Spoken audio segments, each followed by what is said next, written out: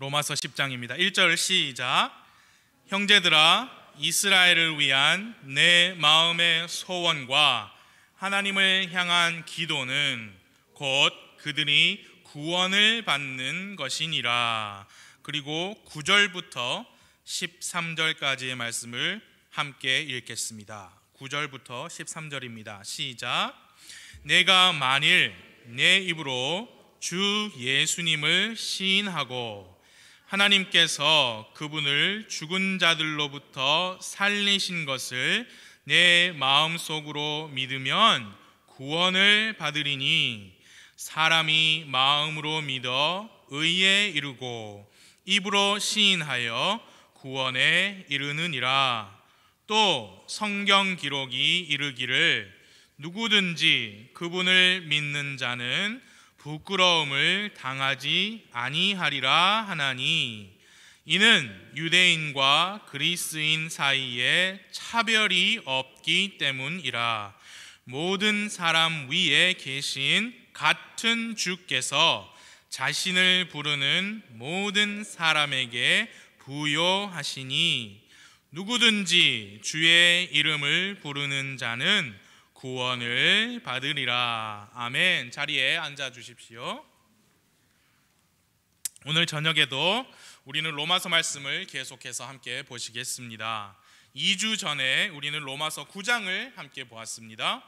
사도 바울은 로마서를 기록하면서 9장, 10장, 11장을 이스라엘 백성에 관한 말씀으로 기록하였고요, 그 세 장을 간단히 이스라엘의 과거, 현재, 미래에 관한 말씀이라고 볼 수 있습니다. 9장은요, 이스라엘의 과거에 관한 말씀으로서 하나님께서 자신의 주권에 따라 아브라함을 부르셨고 그를 통해 이스라엘 민족을 시작하셨다는 것을 보았습니다. 하나님의 주권에 따라 아브라함, 이삭, 야곱을 택하셨고 그 과정에서 긍휼을 베풀 자에게는 긍휼을, 또 강팍하게 할 자를 친히 강팍하게 하셨음을 보았습니다. 창조물이 창조주에게 왜 나를 이렇게 만드셨소? 라고 할 수 없다라고 우리가 말씀을 보았죠. 토기장이신 하나님께서 진노의 그릇들, 긍휼의 그릇들을 만드셨습니다. 그러나 진노의 그릇들을 향해서 심히 오래 참으셨다라고 했습니다. 그 인내의 기간 동안 진노의 그릇들을 중에 누가 회개하고 긍휼의 그릇이 될 것인지 하나님께서, 전지하신 하나님께서 다 아셨지요. 그리고 그 긍휼의 그릇들에게는 하나님의 주권에 따라 자신의 영광의 풍성함을 알리려고 하셨다라고 했습니다. 이스라엘 민족은요, 하나님의 오래 참으심에도 불구하고 약속되신 메시아였던 예수 그리스도를 믿지 않았고 여전히 율법에 따른 의를 쫓다가 그 걸림돌에 걸려 넘어졌다고 말씀했습니다. 누구든지 실족하게 하는 반석이신 그분, 즉 예수 그리스도를 믿는 자는 부끄러움을 당하지 않을 것이다 라고 말씀했지만, 이스라엘 민족은 십자가의 복음으로 실족당하기를 거부하였고 율법을 쫓아가다가 걸려 넘어지고 말았다는 것이 9장의 마지막 부분의 말씀입니다. 이제 그 흐름을 이어받아서 로마서 10장 1절에서 사도 바울은 이스라엘 민족을 위한 자기의 솔직한 마음을 고백을 해요. 1절을 봐주십시오. 형제들아, 이스라엘을 위한 내 마음의 소원과 하나님을 향한 기도는 곧 그들이 구원을 받는 것이니라. 이스라엘 백성은 9장에서도 보았지만 정말 많은 하나님의 복을 받은 민족이었습니다. 하나님의 선택받은 민족이었어요. 양자 삼으심, 하나님의 영광, 언약, 율법, 하나님을 섬김, 약속들이 그들에게 속했다. 조상들도 그들의 것이고 육체에 관한 한 그리스도께서도 그들에게 나셨다라고 했습니다. 그러나 이스라엘 민족은 사도 바울이 이 편지를 기록할 당시에도 그랬고 오늘날 여러분과 제가 살고 있는 현재에도 여전히 민족적으로 어둠 가운데 있습니다. 그 이유가 무엇이냐? 2절과 3절에서 사도 바울이 이유를 제시해요. 2절 3절을 봐주십시오.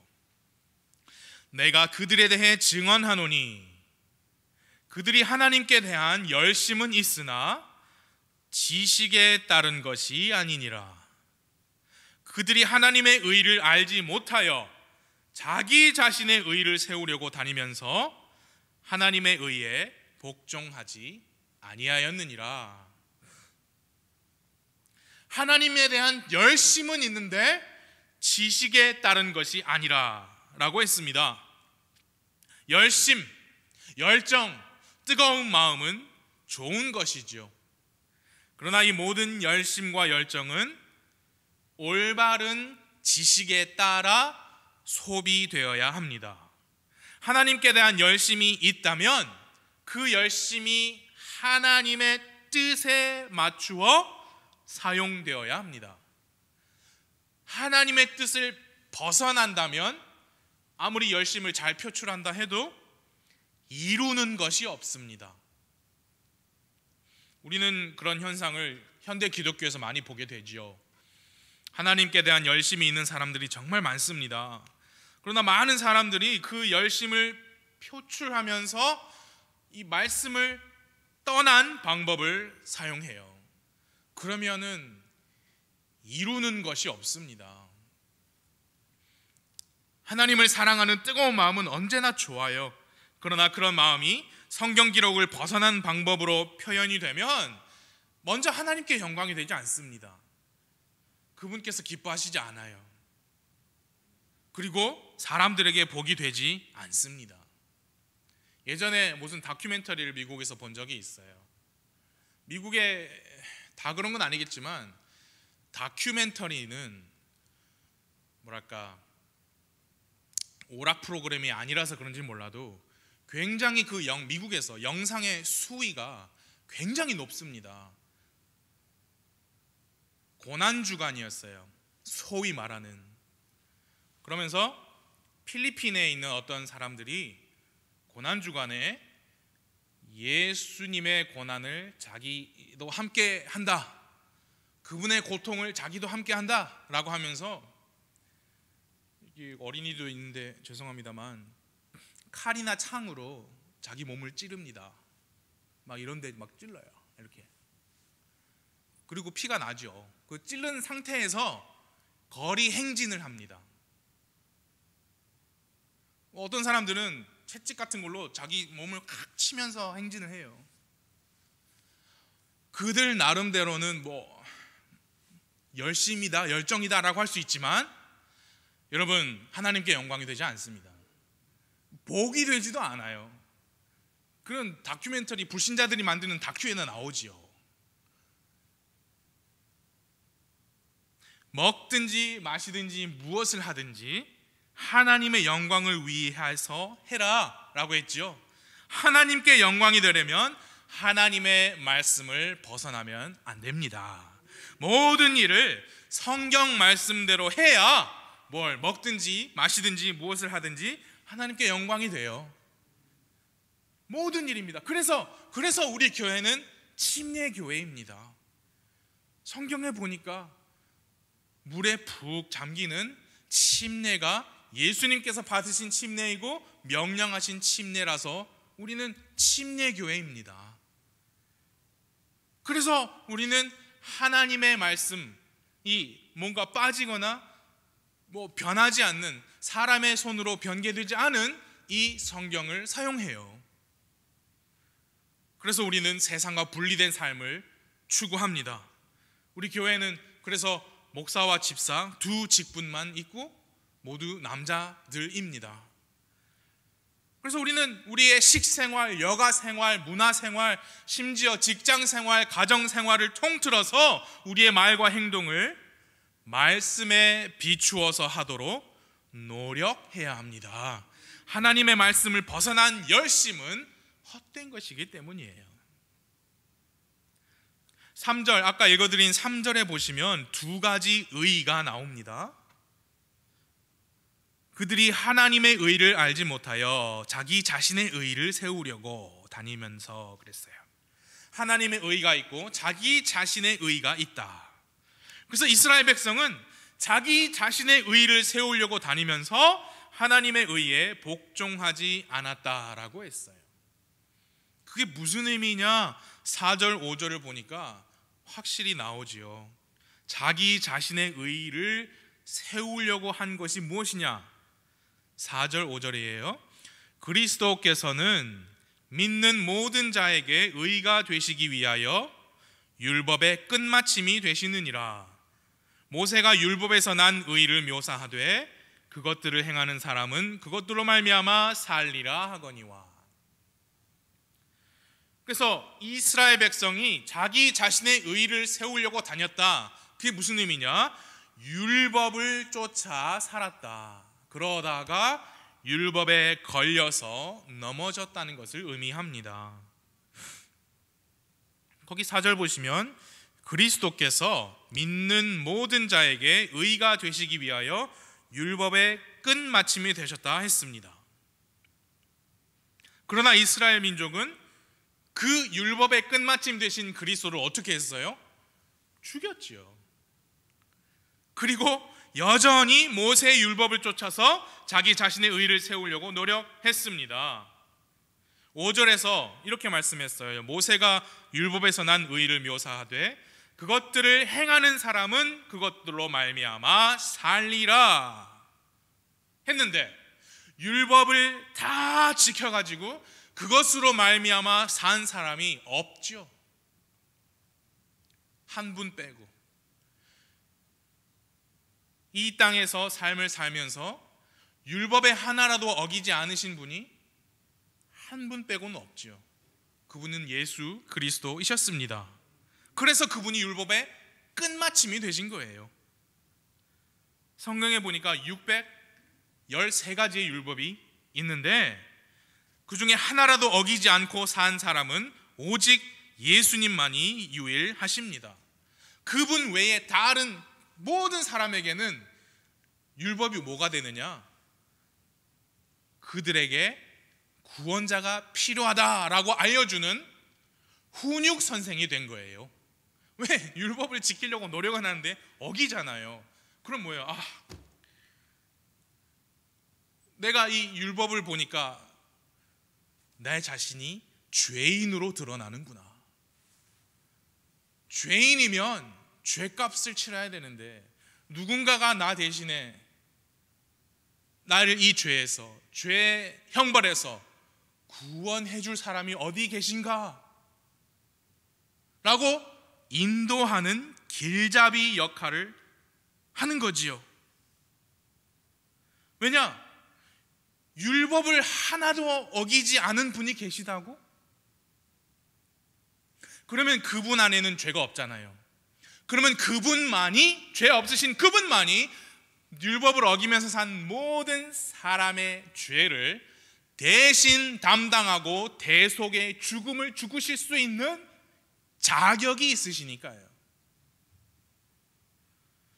그래서 그분한테 가야죠.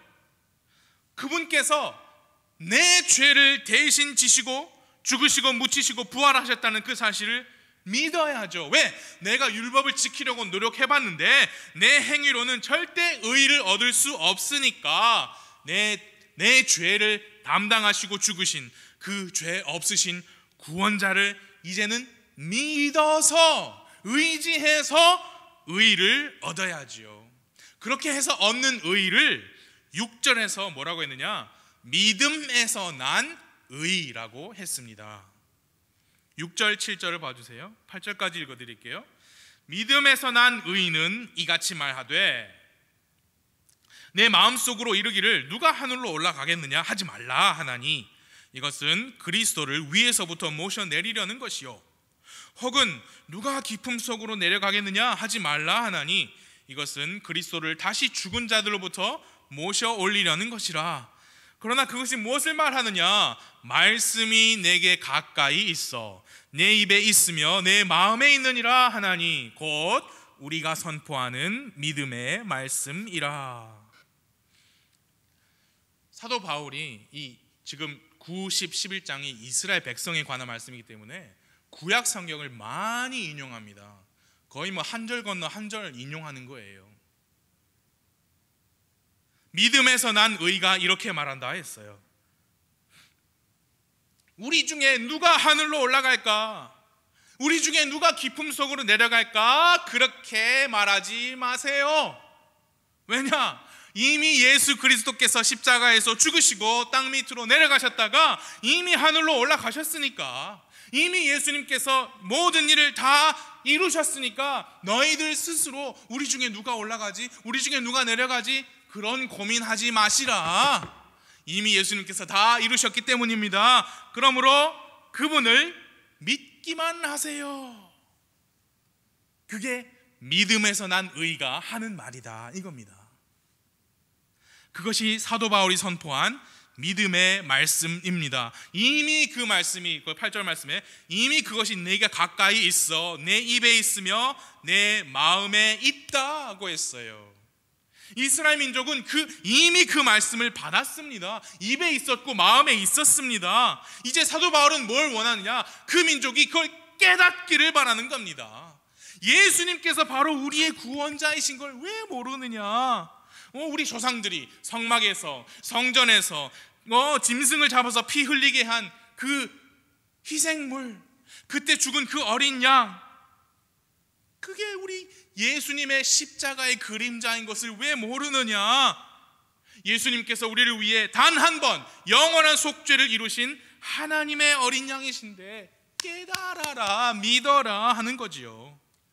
이미 구약 성경 말씀이 그 말씀을 통해 그 메시지, 그 복음이 우리에게 가까이 있다, 우리 입에 있다, 우리 마음에 있다, 그 말씀이 우리가 선포하는 믿음의 말씀인 거를 왜 아직도 모르세요? 라는 게 지금 사도 바울의 심정이지요. 그래서 이제 사도 바울이 9절부터 13절까지 구원의 예수님을 선포합니다. 그런데 잘 보시면 그 예수님의 구원은 유대인과 이방인 사이에 차별이 없다라는 거지요. 비록 이 10장 말씀이 이스라엘 민족에 관한 장이지만 그들에게 필요했던 그 복음, 이방인들에게도 똑같이 필요하고 똑같이 선포되는 똑같은 복음이라는 거지요. 9절을 함께 읽겠습니다. 9절이에요. 시작. 내가 만일 내 입으로 주 예수님을 시인하고 하나님께서 그분을 죽은 자들로부터 살리신 것을 내 마음속으로 믿으면 구원을 받으리니. 먼저 9절에 보면 내 입으로 주 예수님을 시인하라 라고 했어요. 당시 유대인이 자신의 입으로 예수가 그리스도이시다, 그분이 메시아이시다 라고 시인하면, 지난 주일에도 말씀드렸죠, 그는 그 사회에서 따돌림, 출교, 매장을 당했습니다.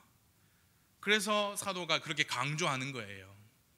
이스라엘 백성을 향한 말씀이기도 하니까요. 또 9절에 보면 하나님께서 예수님을 죽은 자들로부터 살리신 것을 내 마음속으로 믿으면 구원을 받을 것이다 라고 했습니다. 예수님께서 사도들에게, 제자들에게 마지막으로 주신 명령을 기억하시죠? 땅의 맨 끝 지역까지 나의 증인이 되라. 무슨 증인이냐? 죽으시고 묻히셨다가 부활하셨다라는 사실에 증인이 되라 라고 명령을 주셨습니다. 그래서 지금 사도 바울은 그 증인 노릇을 하는 거예요. 예수님께서 다시 부활하신 것을, 하나님께서 그분을 죽은 자들로부터 살리신 것을 마음속으로 믿으면 구원을 받을 것이다. 그래서 여러분, 부활은 복음의 핵심이에요. 부활이 없으면 복음이 완성이 되지 않습니다. 예수님은 우리의 범법으로 인하여 죽으셨고 우리의 칭의, 우리를 의롭다 하시기 위하여 부활하셨습니다. 그것을 마음속으로 믿으면 구원을 받을 것이다. 그래서 두 가지가 나왔죠. 9절에서 입으로 시인하는 거하고 마음속으로 믿는 거예요. 그리고 10절에서 사도 바울이 친절하게 요약을 다시 해주고 있죠. 10절 시작. 사람이 마음으로 믿어 의에 이르고 입으로 시인하여 구원에 이르느니라. 자, 우리는 이 말씀을 보면서 오해하면 안 됩니다. 뭔 오해냐?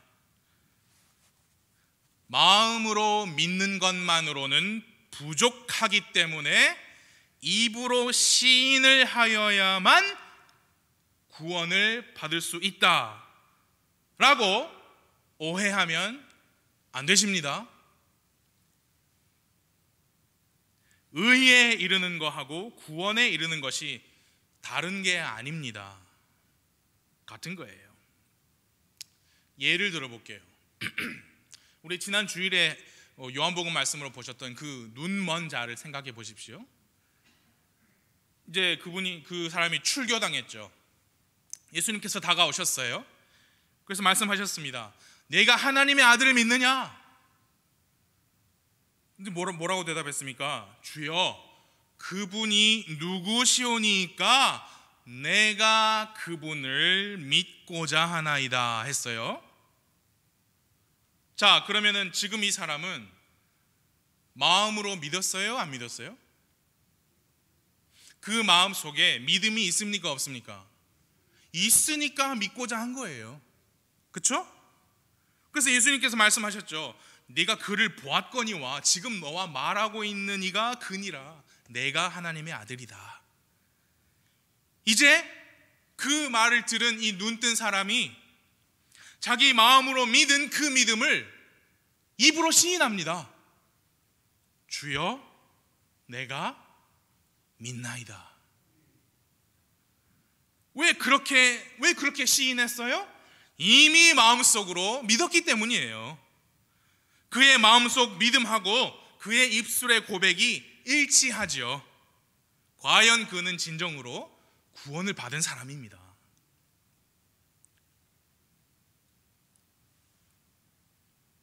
가상의 예를 들어볼게요.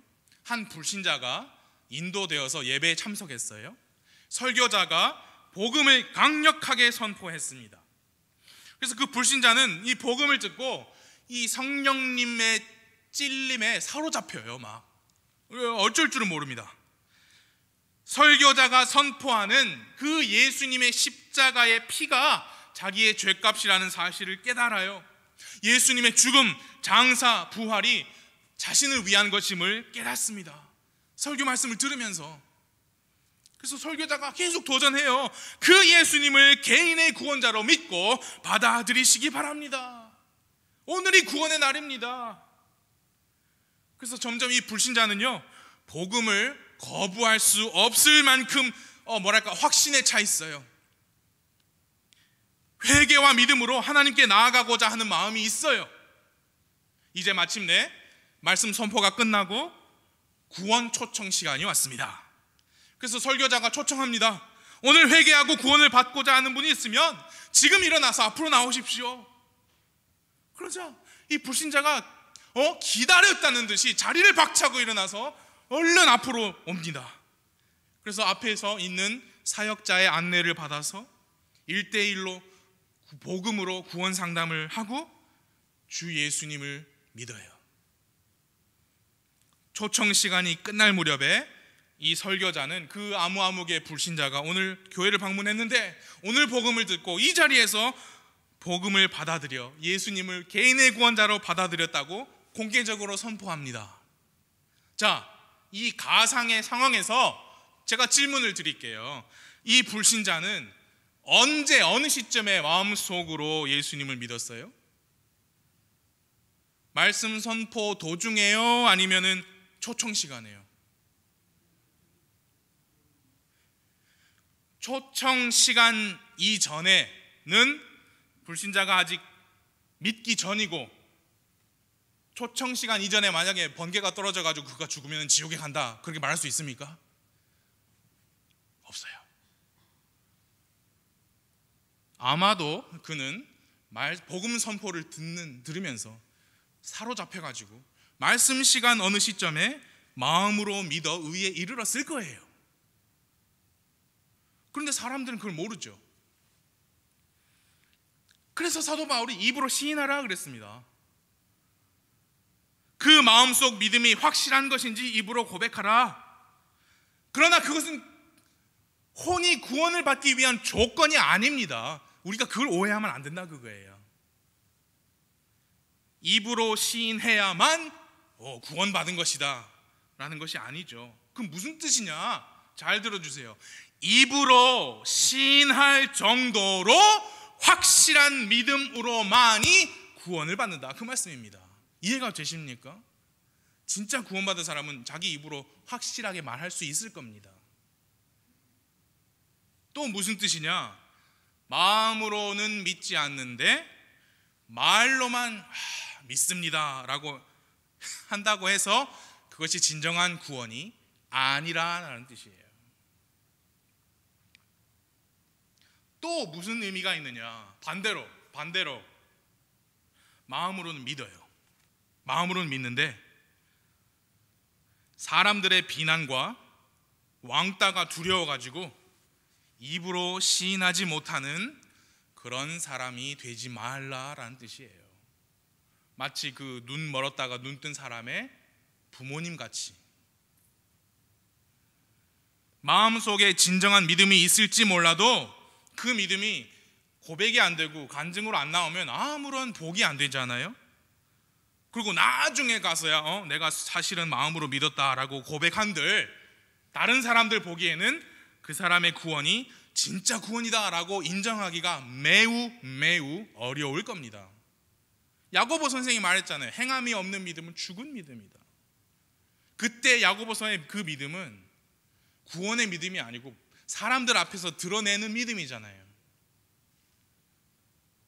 진정한 구원을 받은 사람은 자신의 믿음에 대하여 다른 사람들 앞에서 당당합니다. 부끄럽지 않아요. 그래서 11절에서 말씀해요.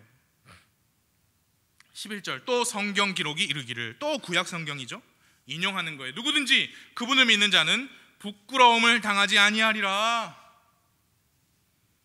이는 유대인과 그리스인 사이에 차별이 없기 때문이라.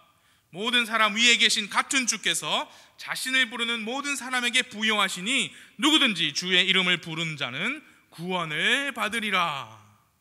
지금 사도 바울 기억하십시오. 이스라엘 백성을 향한 부담을 가지고 구원의 예수님을 전하고 있어요. 그래서 반복적으로 구약 성경을 인용하고 있는데 방금 보신 11절은 이사야서 28장 16절을 인용한 것이고 13절 저 유명한 그 유명한 누구든지 주의 이름을 부른 자는 구원을 받으리라. 그것이 신약 성경이 말씀이지만 원래는 구약 성경의 요엘서 2장 32절이었다는 사실이에요. 오늘날 신약 시대에 교회들에서 또는 복음 전도자가 구원 상담할 때 가장 많이 사용하는 구절이잖아요. 그것이 구약 성경 말씀이었다. 과연 사도 바울은 구약 성경에 관한 한 박사이면서 동시에 신약 시대 이방인들의 교사입니다. 사도 바울이 지금 뭘 강조하느냐? 누구든지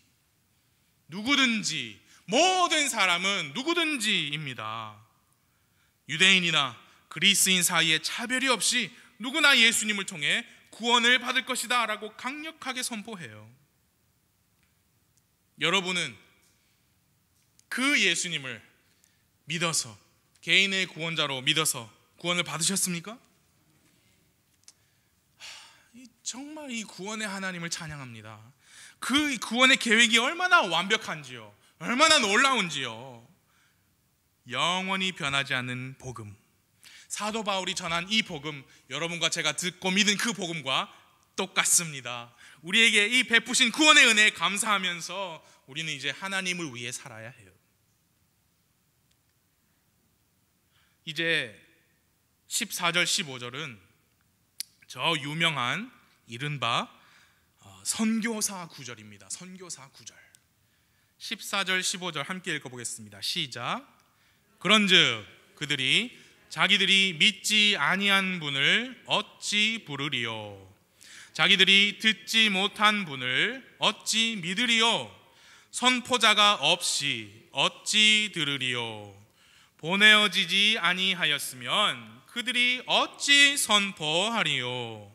이것은 기록된 바 화평의 복음을 선포하며 좋은 일들의 반가운 소식을 가져오는 자들의 발이 어찌 그리 아름다운가 함과 같으니라. 그래서 보내야 합니다. 보내야 해요. 보냄을 받은 사람이 선포할 수 있으니까요. 누군가는 보내어짐을 받고 선포를 해야 들으니까요. 들어야 듣고 그분을 믿어야겠다 이렇게 되니까요. 선포자를 보내는 일은 신약 교회가 감당해야 할 사명입니다. 직접 가든지 누군가를 보내든지 해야 합니다. 예수님께서 지극히 높으신 명령 주실 때 예루살렘, 온 유대, 사마리아, 그 다음에 땅의 맨 끝 지역에 가서 나의 증인이 되라 하실 때 먼저 너희들이 예루살렘을 먼저 복음화시키고 그 다음에 온 유대 전도하고 그 다음에 사마리아 가고 그 다음에 땅의 맨 끝 지역까지 가라 라고 하지 않으셨어요. 동시에 그렇게 하라고 하셨습니다. 예루살렘과 온 유대와 사마리아와 땅의 맨 끝 지역까지 나의 증인이 되라 하셨어요. 그래서 우리는 부산에서도 전도해야 하고 우리나라 전역과 세계 곳곳에서도 사람을 보내서 선포하게 해야 합니다. 그것이 우리 교회에게 주신 예수님의 사명이에요. 그래서 우리 교회는 이미 국내에 4곳, 해외 7개 국가에서 총 17명의 목회자님들, 선교사님들을 매달 선교 지원을 하고 있어요. 우리가 더 많이 해야 합니다. 땅의 맨 끝 지역까지 해야 합니다. 그리고 더 좋은 것은 우리 회중에서 누군가가 가겠습니다, 나를 보내주세요 라고 하는 그런 신실한 일꾼이 나오면 더 좋겠지요. 더 많이 해야 해요. 그래서 2022년 1월부터 우리가 국내 한 곳 그리고 해외 한 곳 이렇게 2 선교지를 추가하려고 합니다. 해외는 누구냐면 지난달 수요일 날 우리 교회 오셨던 김성준 선교사님 우리가 지원을 시작하려고 합니다. 김성준 선교사님은 가까운 미래에는 멕시코 시티에 새로운 교회를 개척하시려고 하고 계시고요. 또 멀리 보자면 중남미에 일꾼들을 보내서 많은 교회들을 개척할 수 있는 그런 신학교 사역을 감당하실 분입니다. 엄청난 의미가 있는 사역이에요. 우리가 그래서 새로 또 선교 지원할 겁니다. 그리고 국내는 어디냐? 강원도 강릉에 있는 믿음 침례교회입니다. 믿음 침례교회는 예전에 국제침례교회라는 이름으로 이미 있었던 미자립교회입니다. 그곳에 이번에 담임 목사로 부임을 하게 된 분이 누구이시냐면 여러분 영동성서침례교회 이준승 목사님 아시죠? 영동성서침례교회에서 이준승 목사님이 거기 취임하시기 전 김정웅 원로 목사님께서 사역하실 때부터 그곳에서 조력자로 계셨던 한혜신 목사님이라고 계십니다. 한혜신 목사님 가정이 강릉의 그 교회 이름이 바뀌었습니다. 믿음 침례교회로 바뀐 그 교회에 담임 목사님으로 가시게 되셨어요. 그러나 그 교회가 미자립 교회입니다.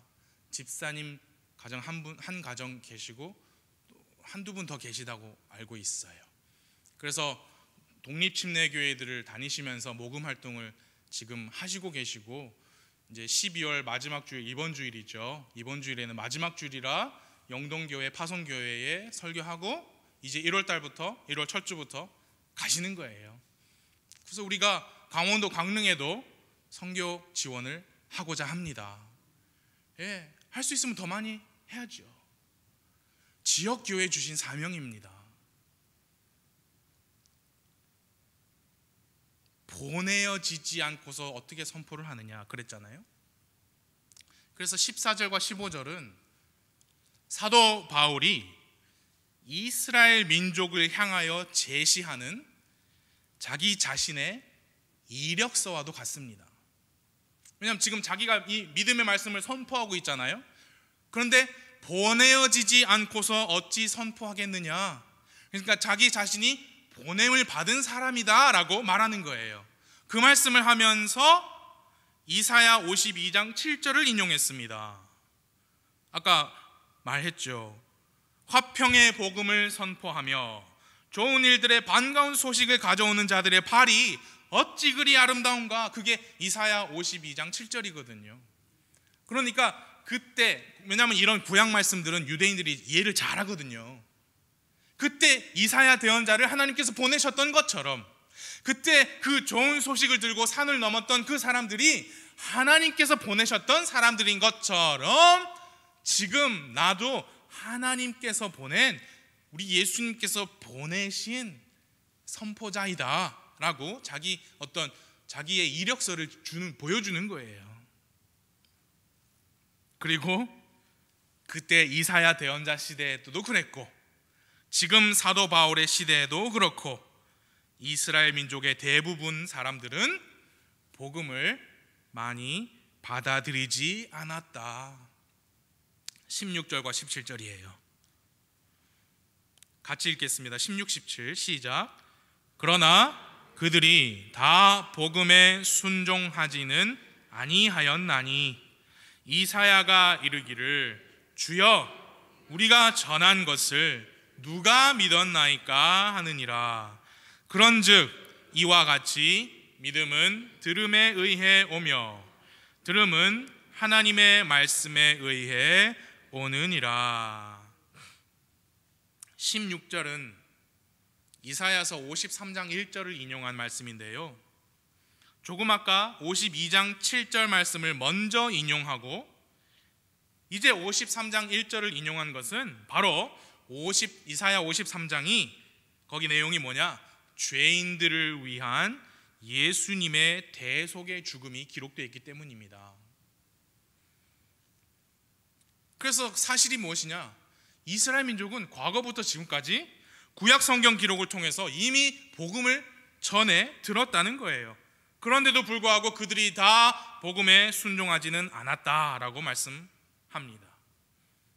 주여 우리가 전한 것을 누가 믿었나이까? 이사야 대언자가 한 말을 사도 바울이 똑같이 인용했어요. 우리가 전한 것을 누가 믿었나이까? 라고 하면서 뭘 강조하고 있느냐? 이스라엘 백성이 많이 믿지 않았다는 사실도 있지만 또 뭘 강조하고 있느냐 하면은 지금 전하고 있는 말씀을 믿어야 한다라고 강조하는 거예요. 믿어야 한다. 그러니까 17절에서 그렇게 말씀했죠. 그런즉 이와 같이 믿음은 들음에 의해 오며 들음은 하나님의 말씀에 의해 오느니라. 그래서 죄인은 하나님의 말씀을 들어야 합니다. 들은 말씀을 믿어야 합니다. 믿어야 믿음이 생깁니다. 구원받은 여러분과 저도 마찬가지입니다. 하나님의 말씀을 들어야 합니다. 들은 말씀을 믿어야 합니다. 믿어야 우리의 믿음이 강해지고 증대됩니다. 그래서 여러분, 하나님의 말씀, 성경 말씀을 매일 읽고 또 말씀 선포되는 시간에 함께 모이는 일은 우리 믿음 생활의 기본 바탕이 되는 매우 중요한 일입니다. 읽고 들어야 믿을 수 있고 믿어야 믿음이 생깁니다. 하나님께서 그 말씀을 들려주셨어요. 기록해 주셨어요. 이제 이 말씀에 어떻게 반응하느냐는 사람이 해야 할 부분이고, 그 부분에서 이스라엘 민족은 다수가 믿지 않았고, 여러분 오늘날 현재도 아직 믿지 않고 있습니다.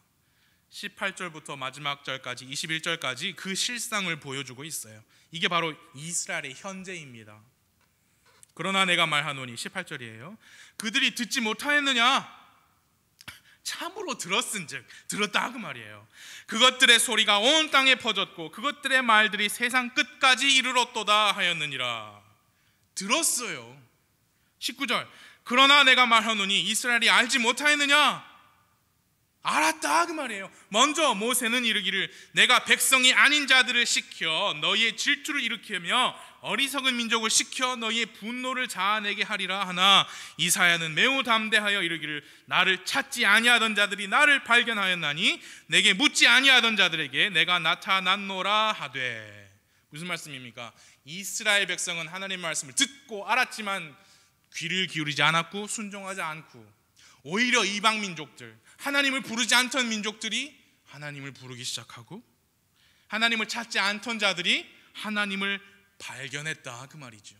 이것이 오늘 지금 이 로마서를 기록할 당대와 오늘날 여러분과 제가 살고 있는 시대의 이스라엘의 현재 모습이에요. 이사야 대언자가 21절 보세요. 얼마나 이렇게 사역을 했느냐. 오직 이스라엘에 대하여는 이르기를 내가 종일토록 내 손을 내밀어 불순종하고 거역하는 백성을 향하게 하였노라. 하나님이 보내셨어요. 말씀 선포하라고. 근데 이스라엘 백성은 계속 불순종하고 거역하거든요. 그런 백성을 향해서 종일토록 손을 이렇게 하고 있었다. 주가 말하노라 하면서 들었은즉, 그리고 알았지만 여전히 믿지 않았다. 그게 이스라엘의 현재예요. 그래서 그걸 생각할 때 여러분, 우리는 하나님의 은혜가 우리한테까지 닿아서 복음을 듣고 우리가 구원받고 사는 것을 감사해야 합니다. 얼마나 감사한지요. 그 복, 하나님의 섬김, 영광, 언약, 약속 그 다 받은 민족들도 이렇게 어둠 가운데 있는데 여러분과 제가 이 극동 아시아에서 구원받고 믿음 생활하는 것이 하나님의 은혜입니다. 그래서 이제 어떻게 살아야 되느냐? 구원받은 사람으로 하나님의 말씀을 읽고 듣고 묵상하는 일에 전념해야 해요. 왜냐? 그래야 우리의 열정이, 우리의 열심이 말씀대로 표현될 수 있으니까요. 또한 우리는 어떻게 살아야 되느냐? 복음을 전하는 아름다운 발의 소유자가 되어야 합니다. 기회가 닿든지 닿지 않든지 우리는 늘 복음을 전해야 합니다.